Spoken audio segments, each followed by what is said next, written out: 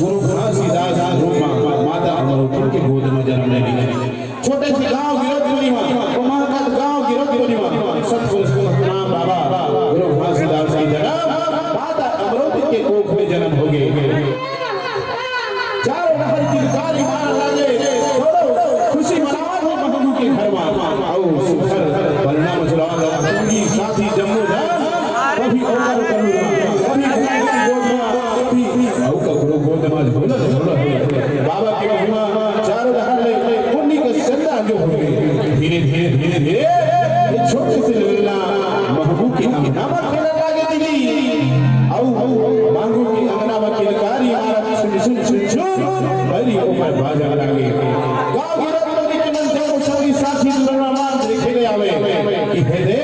सुधरो लल्ला ओकर अंगना में खेला ठीक है अब काय कहा था दीदी ये दिव्य जन्म लेके आए बाबा गुरु घासीदास माता अमरोपुर की गोद में जन्म लेके आए और घर सुखर खेलत है महिमा दिखावत है यदि महिमा बताए है महिमा बताए थे मारा मारा एक समान ज्ञान के रास्ता दिखाए बारे जन्म लेके सुखर लीला दिखावत है बाबा ये जी सुम सुम नाचे